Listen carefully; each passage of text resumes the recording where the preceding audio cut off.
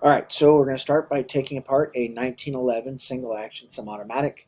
Obviously, first thing we always want to do is make sure it's clear. So step number one, we notice that we have nothing in the magazine well. And then we're going to rack the slide to the rear, lock the slide open, look inside, check, nothing inside the chamber.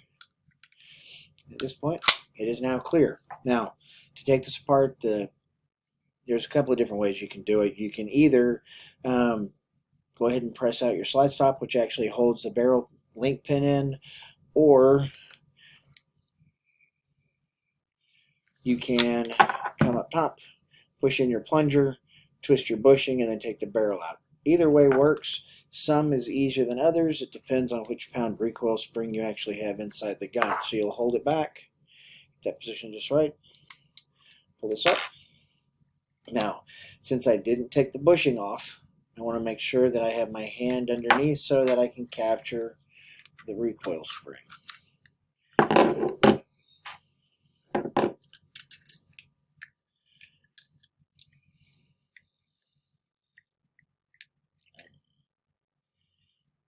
Turn the right way so it will come where I want it to.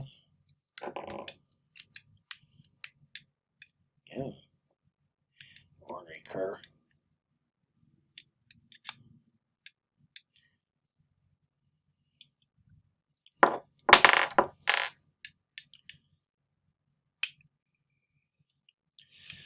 Now, sometimes on your barrel bushing, you're going to have one that is split like this.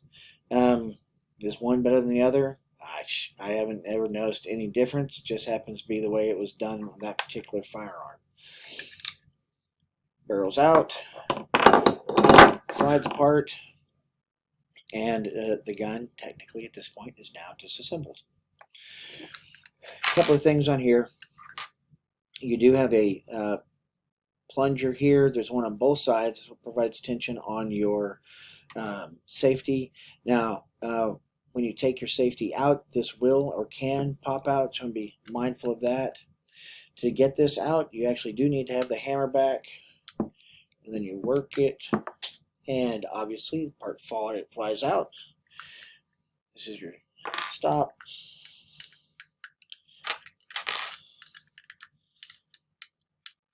Sometimes you can get these out without having to do that. Sometimes you can't. It kind of depends on how this one wants to go together. I'm actually probably not going to worry about it. That's fine. Okay, so inside, we adjust the... Alright, so those two surfaces that you see in there, those are actually the engagement surfaces on the hammer and the sear, and that's what your safety rolls into. So the safety rolls in between those two when it comes up, and that prevents the hammer from actually moving. Your grip safety back here is controlled by the spring. The spring is actually inside the groove here with your mainspring housing that's providing your tension on the hammer itself. As I told you, part might fly out. In this case, here's the part that flew out, and that is that plunger pin. Now, if you look at the top of your barrel, you notice you have these cuts. These cuts are actually going to be your locking lugs, and they lock into the frame itself. This is going to be your ramp. The ramp on this particular gun, since it's not a Clark or Para or Nolan Wilson, you actually have a ramp that's in the frame here that then marries to that ramp on the barrel itself and then into the chamber.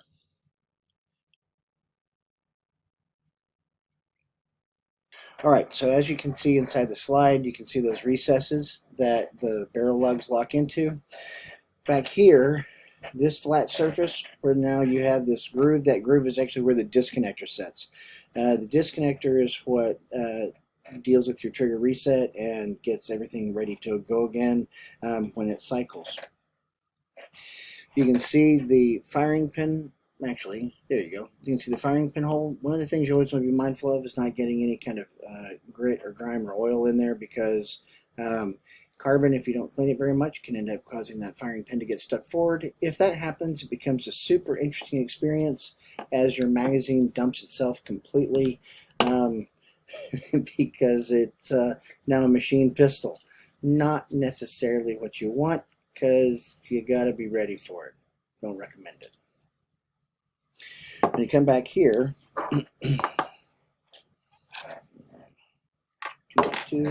okay, that's your firing pin, and this is your firing pin stop, and then inside you've got your firing pin spring.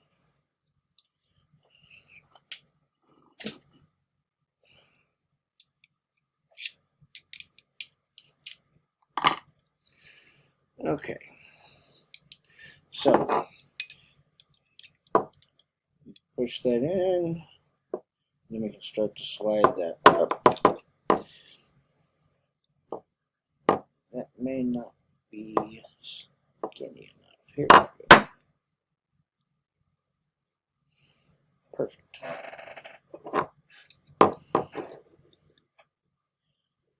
So push that in. Okay, with that pushed in, you can see we're sliding that firing pin stop back. We slide it all the way out. Now here's our firing pin. There's our firing pin spring. Now, in this case, you can see the extractor right there on the right-hand side of the slide. That is actually connected to this piece. So we're going to take this piece out next. Now, depending on how old or how worn these can be worn, if it's not grabbing, you can actually preload it by they make a device that will actually bend this with pressure. The other way you can do it, although I don't necessarily recommend it, is stick it back into the firing pin hole without it, or the extractor hole without it all the way in, and then bend it yourself. But if you break it, you buy it, so be mindful. So outside of taking the sights off, this is completely done. Now, on these sights here, this is actually a staked in sight. There's a special tool that you have that drives it in, and then on the inside it actually flattens it to hold it in place. All right, so we're going to set the slide off to the side. Actually, I'm going to put it up here, so we'll have the slide. Give you a little bit more. There you go.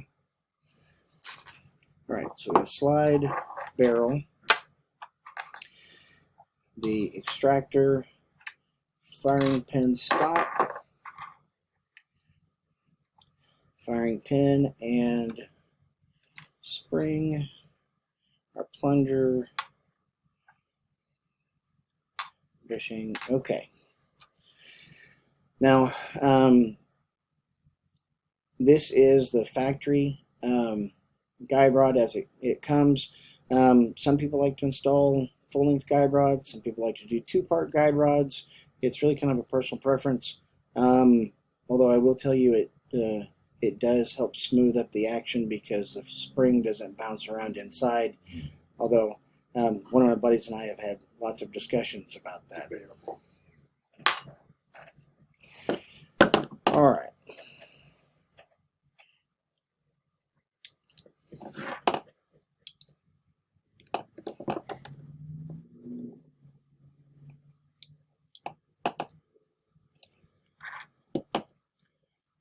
One of the things you do need to watch sometimes with these is that the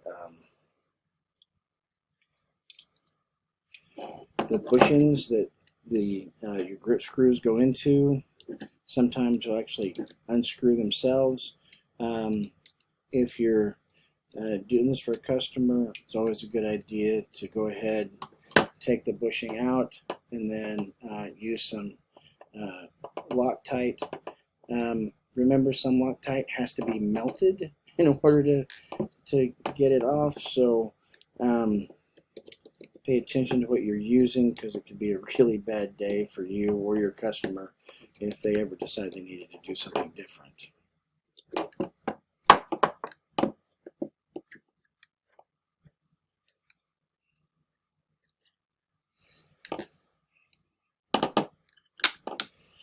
All right, with your grip panels off, or that one off, you can see bushing here, bushing here. Here's the pin that holds your mainspring housing in. You have two pins. These pins are connected to holding the hammer in and the sear. We'll get those out in a second.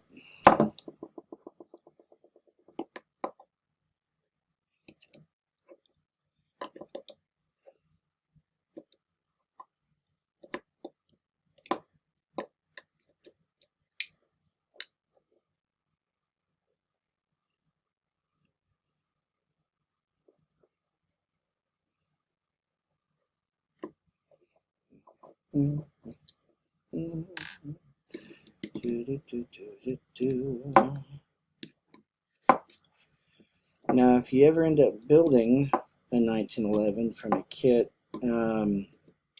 depending on how the frame is cut and if the frame's completely prepared, you may need to actually chamfer some pinholes so that the pins will sit flat. All right, so from here, we're going to take that tension off because we don't want that extra tension on the mainspring.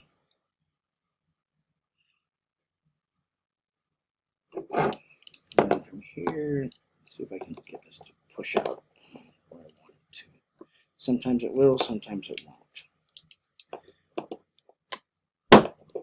Yep.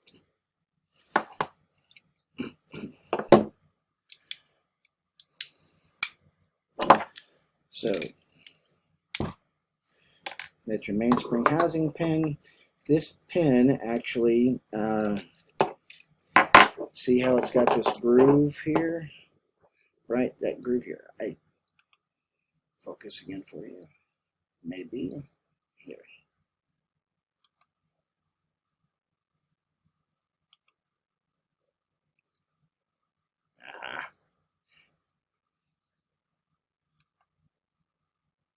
All right, so that groove is what engages with the pointed pin at the bottom of the mainspring housing. I'll show that to you in a second.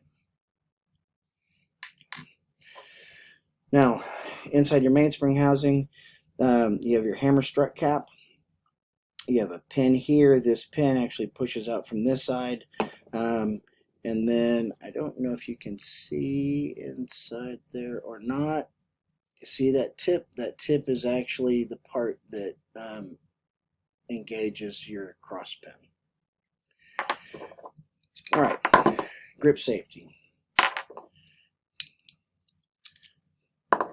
Your spring, and then push and push.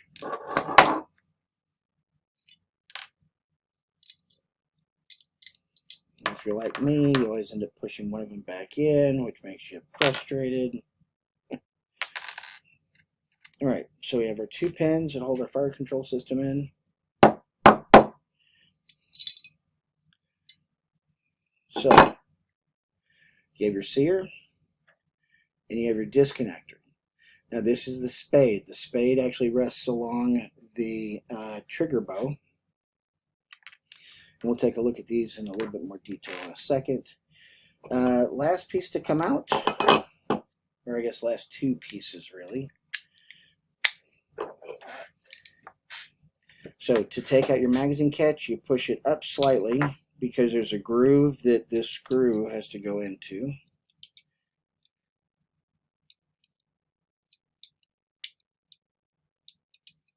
At which point that comes out, and then out comes your trigger. So that, folks, is a 1911 completely disassembled. There you go. All right, so I'm going to move the grip panels out of the way. Move the barrel and slide components out of the way.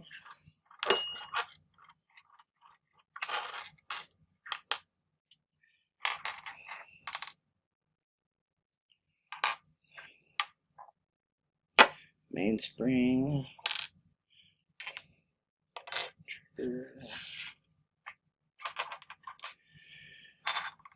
Okay, so to understand how this works, what we're going to do is I'm going to take my sear, and I'm actually going to install my sear on the outside of the frame so you can see what it looks like.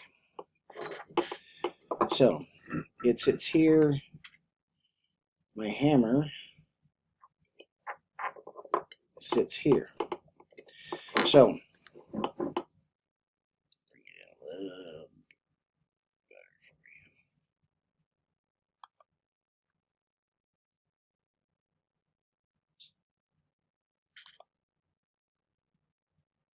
you. Okay, so when we look at this, you're going to be spring tension on your sear, right? So as the hammer cocks, it pushes it into the first notch. That's going to be your half cock. And then as it comes back the rest of the way, it opens and then it rests at full cock. Now, when the trigger bow, which sits here, pushes backwards, it pushes back, which unleashes that and allows the hammer to come forward and strike your firing pin and go bang. Okay. Now, on the 1911, remember we were talking about there being this piece of metal. The piece of metal I'm talking about is that one right there. And that one actually sits, this is not going to quite work the way I want it to because it's upside down, but that piece of metal is going to go in, and that's what blocks this and keeps it from actually going bang. Okay, so when this is up, this piece of metal engages in that space right there. Okay. 1911 is actually designed to be carried with, the hammer back and around in the chamber because it has those two safeties. Now, this is your grip safety. The way the grip safety works is that when the spring is pushing it out, it sits right here against your trigger bow.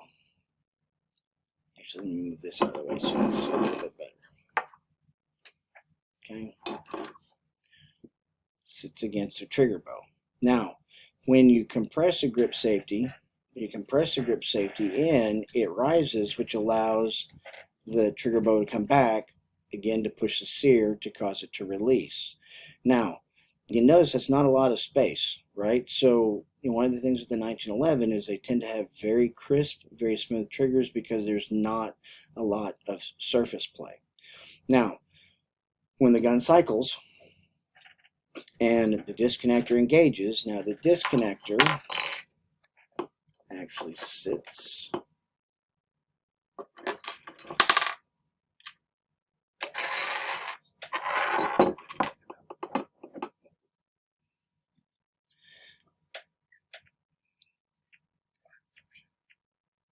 so the disconnector sits here.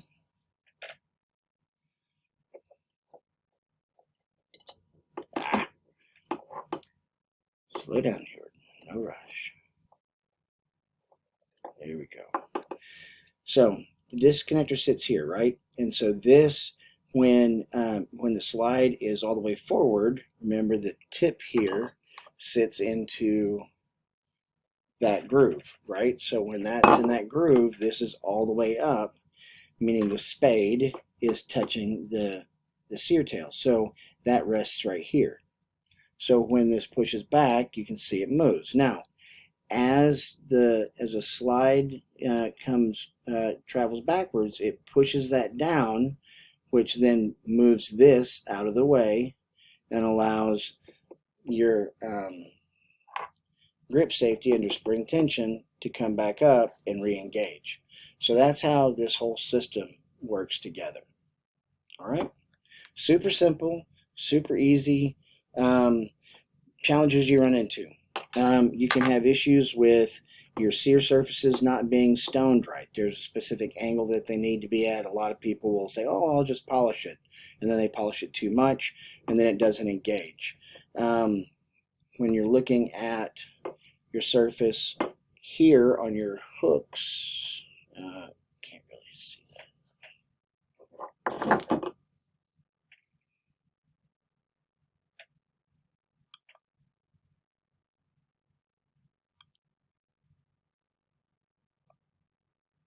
There you go. All right, so these are your sear hooks. That's what engages. So if you over polish these, which people will do as well, they actually remove that sharp edge. You need to have that sharp edge. It's called a positive angle instead of a negative angle. A negative angle, instead of them being sharp, they're actually like this, and that will allow everything to skip out.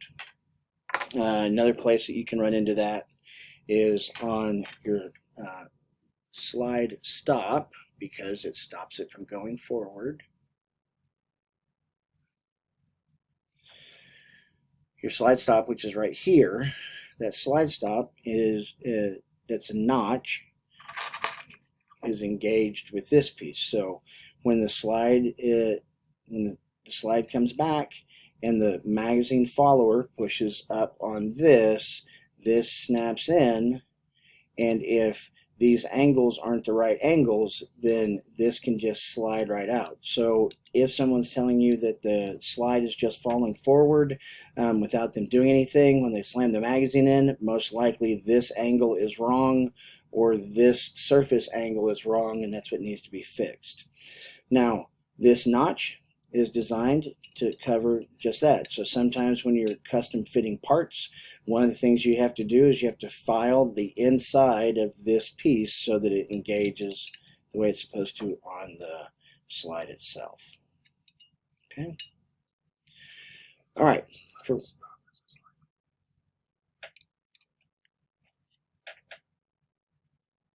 All right, so for putting this back together, we're actually going to work on the frame first.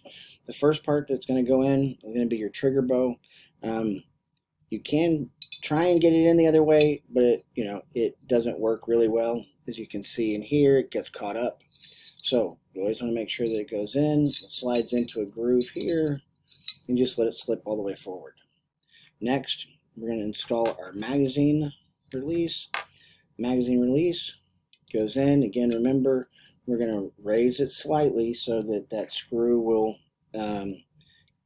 engage. It's got a tail on there that engages in a cutout inside the frame. If it doesn't come out when you pushed it, you got it in right. Okay, so got that part in. On the next part, you kind of got to hold your mouth right.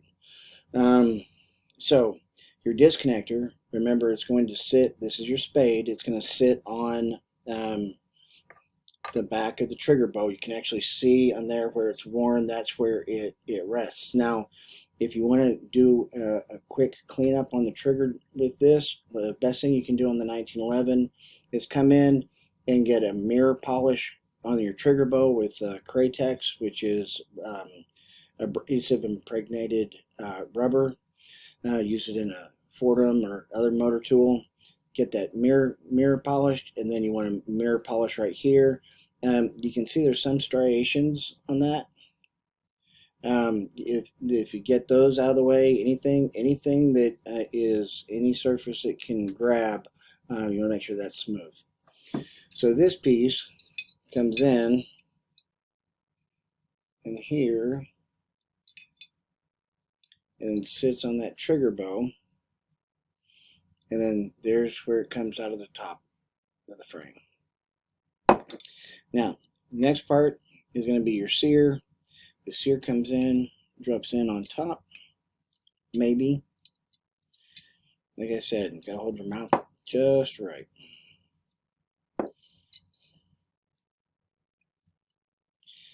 Sometimes I try putting them in at the same time together, but for today, we're not going to do that.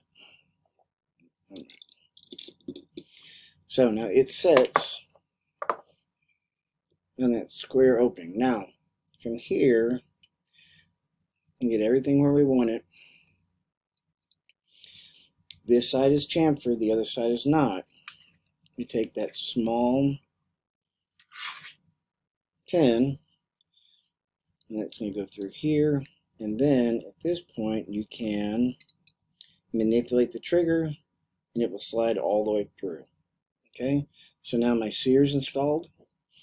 The next thing is a hammer. Hammer comes in, we line it up,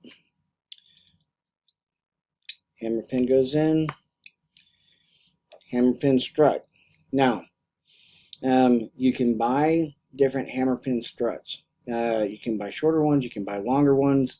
You can also buy different weight springs that go inside your mainspring housing.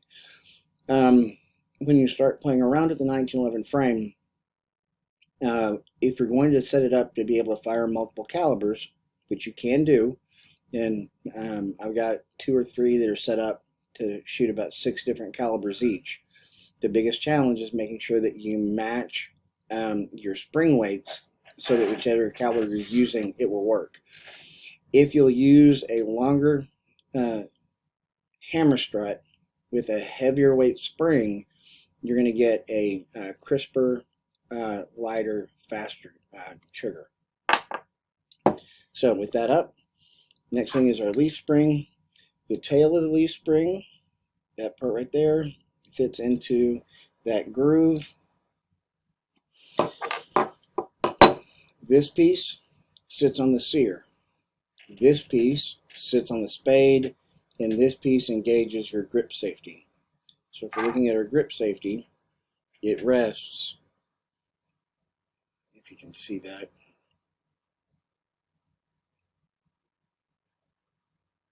reminds me of the song Blue on Black. You can't really see anything, but so it sits right here. Okay. Another quick cleanup. You can see this one has a little bit of it. Where you see that flashing, if you'll take a file and come in and file that at an angle, instead of it being flat metal, with a hard edge, it becomes smooth, and then it will slide, the spade will slide smoother up and down, which will work better for your trigger pull.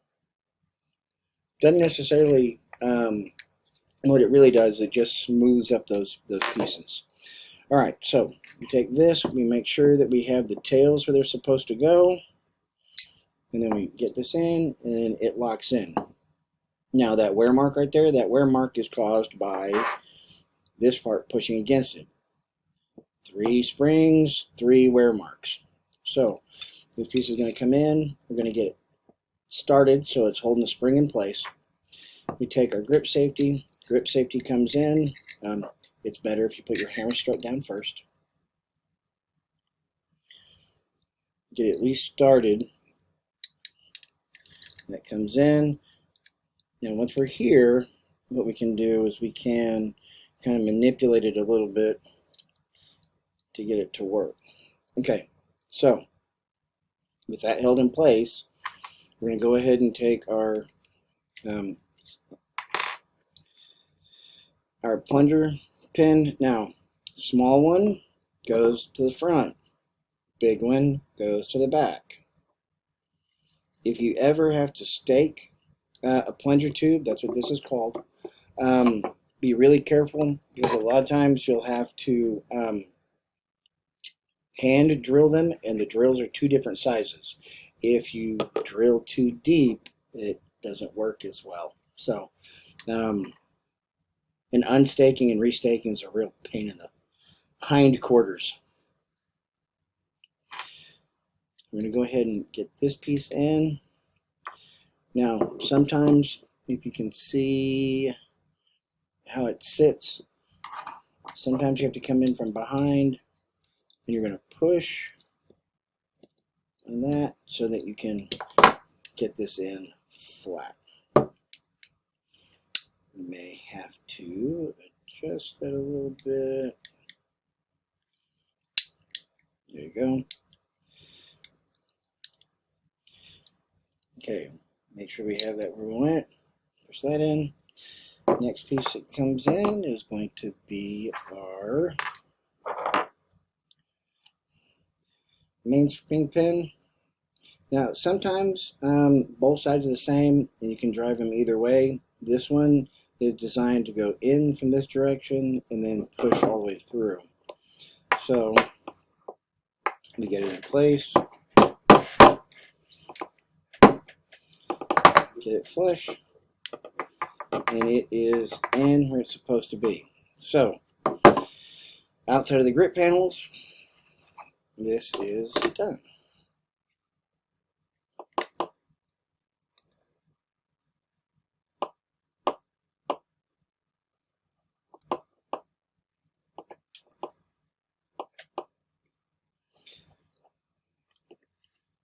Some people like wood, some people like G10, some people like rubber, some people like really highfalutin bougie ones that are all swirly and all that kind of stuff.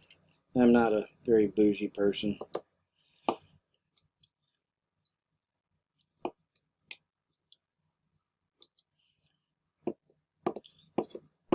My wife's friends used to call me a big English person. That always made me feel like I was a fat person from England.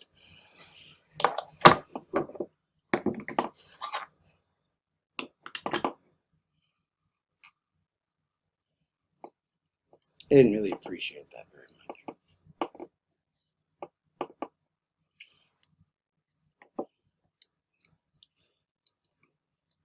One of the things you do need to pay attention to is that depending upon your grips and the bushings, not every bushing works with every grip.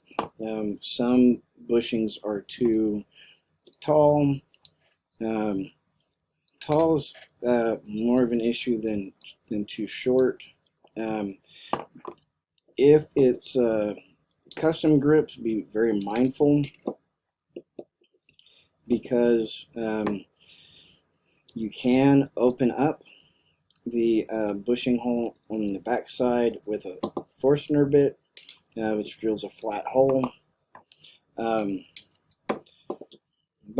if you drill too deep, then you end up ruining those grip panels, and that's just not a nice thing. All right, so frame is together. Yay! All right, next we go to our slide. So first piece, we're going to put our extractor back in. The angle on the back of the extractor matches the angle on the back of the gun. So if you put it in this way, that's wrong, right? So turn it over, get it in. Now, you have these two slideways that are cut. So the slide stop itself has ways cut left and right. Those have to slide in. Sometimes when you're custom fitting, you'll need to come in and take some metal off of these sides. It is better and faster and easier if you actually take the metal off the back. So get you a diamond stone, you just work it back and forth until it slides in. Firing pin goes in with the firing pin spring. This is going to slide in. We're going to push down to get it started. Invariably you end up popping yourself with it. To take it out, you need a smaller pin or rod to put it back in. You can actually go with something a little bit bigger sometimes.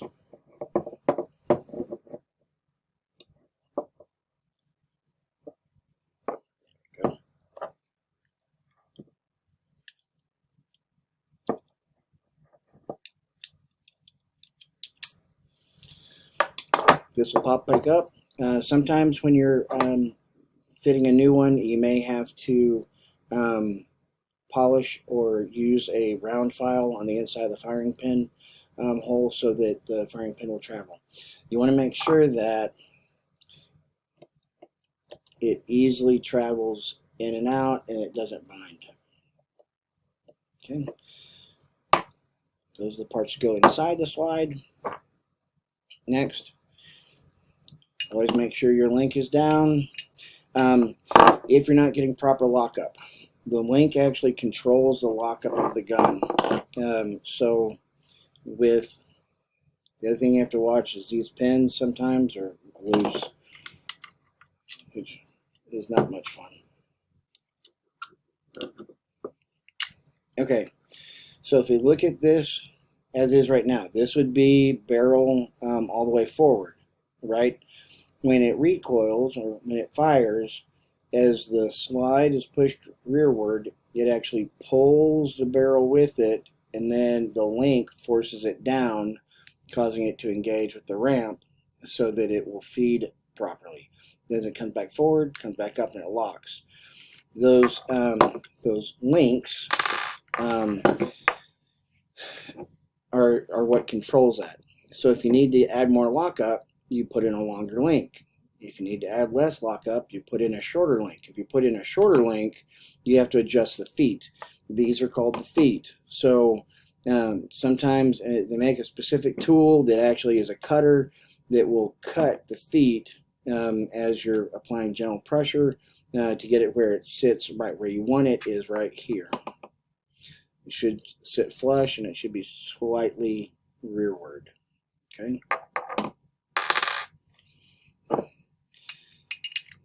So that slides in. Your barrel bushing comes in. Go ahead and get your link up because it'll be easier. Now for putting it back together, doing your recoil plug is always the best to be done last. Now, notice we have everything up, right? So I can literally go ahead and cock my hammer so I take pressure off. Slide this forward.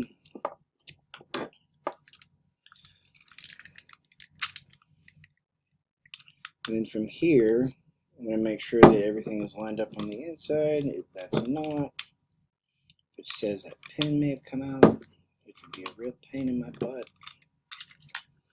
And I was right.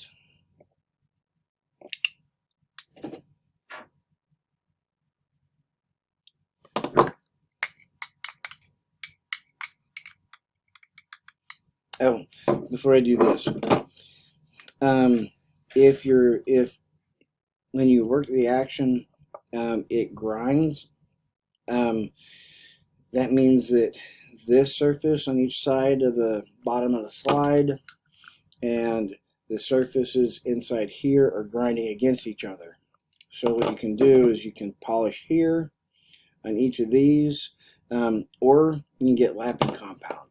Lapping compound is grit in grease. And the concept is that I'm going to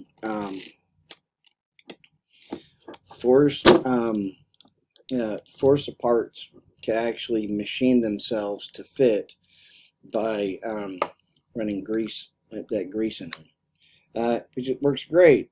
It just takes a long time. Okay, now I can go ahead and put this in place. Now for here, again, I don't have any tension. I can bring it back. Sometimes it doesn't want to work with me. There we go. Almost. Okay. Now, once you're here, you can engage your safety, which locks the slide. Turn it over. Put your recoil spring cap in. Twist your bushing. Push down again. Twist the bushing until it pops, and then it is back together. Function check. So, verify clear. Nothing in the magazine well. Safety on. Without pressing the grip safety, you should be able to push the trigger and it doesn't fire. Push here, it shouldn't fire. Disengage. Press on the trigger, shouldn't fire. Press here, and it should. Okay. Then we're going to cycle it. Make sure that the hammer stays locked back. And we're done.